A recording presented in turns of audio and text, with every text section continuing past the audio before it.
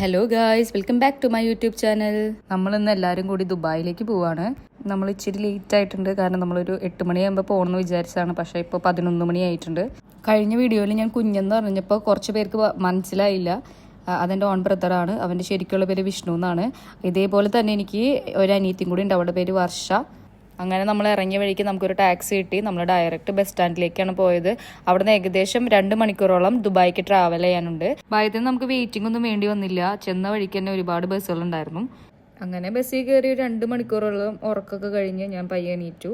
പിന്നീട് അങ്ങോട്ട് നമ്മുടെ യാത്ര മെട്രോയിലായിരുന്നു. നമ്മൾ ആദ്യം പ്ലാൻ ചെയ്ത് ദുബായ് മാളിലേക്ക് പോയിട്ട് അവിടുന്ന് ലൈറ്റായിട്ട് ഫുഡ് കഴിച്ചിട്ട് മൂവ് ചെയ്യാനായിരുന്നു. ആദ്യത്തെ ഫുള്ളും ChatGPT ആയിട്ട് ബിസി ആയിരുന്നു കേട്ടോ. വിചാരിച്ച മാതിരി എല്ലാവരും കേട്ടോ, ഒരുപാട് നടക്കാനുണ്ടായിരുന്നു. എല്ലാവരും പറഞ്ഞപ്പോൾ ഇത്രയും നടക്കാണ്ട് നമ്മൾ വിചാരിച്ചിട്ടുണ്ടായിരുന്നില്ല. അങ്ങനെ നമ്മൾ മാളിലെത്തി. ആദ്യം തന്നെ നമ്മൾ പോയത് ഫുഡ് അടിക്കാനായിരുന്നു. അങ്ങനെ നമ്മൾ നൈസായിട്ട് ഫുഡ് അടിച്ച് മാള് ചുറ്റിക്കറങ്ങാൻ വേണ്ടി ഇറങ്ങി. ഇത് ദുബായ് അക്വേറിയത്തിൻ്റെ പുറത്തുനിന്നുള്ളൊരു വ്യൂ ആണ്. നമ്മൾ ഉള്ളിലേക്ക് കയറാൻ നിന്നില്ല.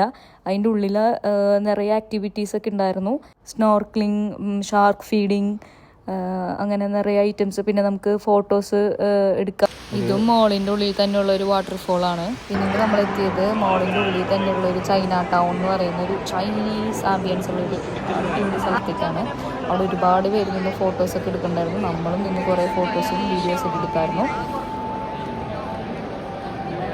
അങ്ങനെ നമ്മൾ മോളിൽ നിന്ന് ഇറങ്ങി ഫ്യൂച്ചർ മ്യൂസിയത്തിലേക്ക് പോയിക്കൊണ്ടിരിക്കുകയാണ്. ഇതാണ് ദ മ്യൂസിയം ഓഫ് ദ ഫ്യൂച്ചറിൻ്റെ പുറത്തുനിന്നുള്ളൊരു വ്യൂ.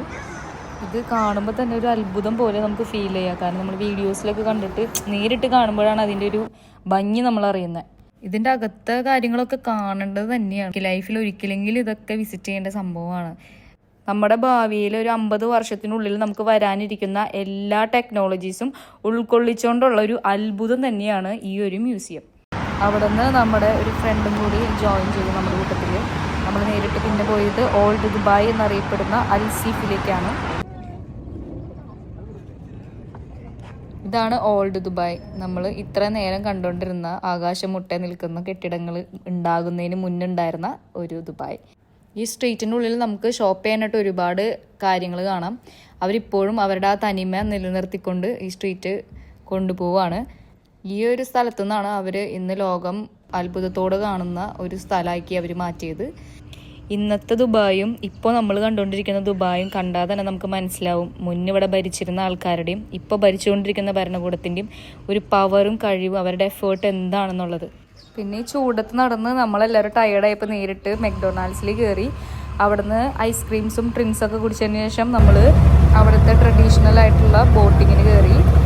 അത് വളരെ നല്ലൊരു എക്സ്പീരിയൻസ് ആയിരുന്നു. പ്രത്യേകിച്ച് നമ്മൾ ഈ ബോട്ടിലൂടെ പോകുമ്പോൾ ഉള്ള ചുറ്റും കാണുന്ന കാഴ്ചകളും എല്ലാം അടിപൊളിയായിരുന്നു.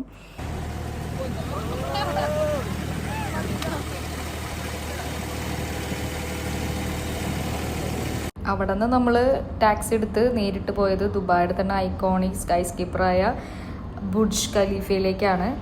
പോകുന്ന വഴിക്ക് ഇത് ഫ്യൂച്ചർ മ്യൂസിയം, അവർ നൈറ്റത്തെ നമ്മുടെ ലൈറ്റുള്ള ഒരു വ്യൂ ആണ് കണ്ടുകൊണ്ടിരിക്കുന്നത്. സത്യം പറഞ്ഞു കഴിഞ്ഞാൽ ബുർജ് ഖലീഫയിലേക്ക് നടന്നുകൊണ്ടിരിക്കുന്ന സമയത്ത് തന്നെ എനിക്ക് ഒട്ടും വിശ്വസിക്കാൻ പറ്റുന്നുണ്ടായിരുന്നില്ല ഞാൻ ബുർജ് ഖലീഫയിൽ എത്തി എന്നുള്ള സംഭവം. കാരണം ഞാൻ ചെറുതിൽ ഇങ്ങനെ പഠിച്ചുകൊണ്ടിരിക്കുന്ന സമയത്തൊക്കെ ലാപ്ടോപ്പിലായാലും ഫോണായാലും എനിക്ക് കിട്ടിക്കഴിഞ്ഞാൽ ഞാൻ ഫസ്റ്റ് വോൾ പേപ്പർ ഇട്ടുകൊണ്ട് നടന്നിരുന്നത് ബുർജ് ഖലീഫയായിരുന്നു ഒരു സമയത്ത്. ആ ഒരു സംഭവത്തിലേക്ക് ഞാൻ എത്തിയപ്പോൾ എനിക്ക് ഭയങ്കര ഭയങ്കര ഉള്ളിൽ ഭയങ്കര സന്തോഷമായിരുന്നു. നമ്മളവിടെ എത്തിയത് നല്ലൊരു ടൈമിലായിരുന്നു. കാരണം നമ്മൾ ചെന്ന് കുറച്ചേരം കഴിഞ്ഞപ്പോഴേക്കും അവിടുത്തെ വാട്ടർ ഷോ ഒക്കെ തുടങ്ങി.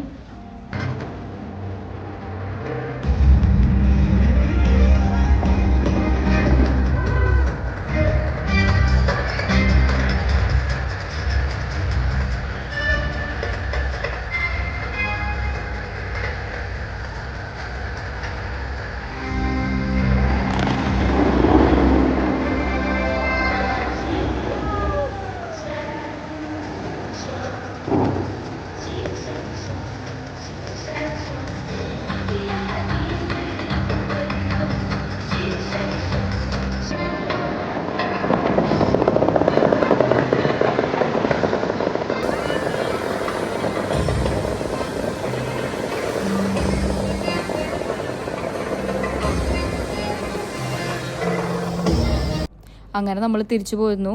എല്ലാവരും ഭയങ്കര ടയേർഡായിരുന്നു. ശരിക്കും പറഞ്ഞു കഴിഞ്ഞാൽ 2 ദിവസം നമ്മളവിടെ സ്റ്റേ ചെയ്തിട്ട് പയ്യനെ കാണുന്നതാണ് ഏറ്റവും നല്ലത്. ഇനി നമുക്ക് തിരിച്ച് വീണ്ടും ദുബായിലേക്ക് വരേണ്ട വരും. അപ്പോൾ ഇന്നത്തെ വീഡിയോ ഇത്രയൊക്കെയുള്ളൂ. എല്ലാവർക്കും വീഡിയോ ഇഷ്ടപ്പെട്ടു എന്ന് വിചാരിക്കുന്നു. അപ്പോൾ അടുത്ത വീഡിയോയിൽ അടുത്ത കണ്ടന്റ് ആയിട്ട് കാണുന്നവരേക്കും എല്ലാവർക്കും ടാറ്റ ബൈ ബൈ.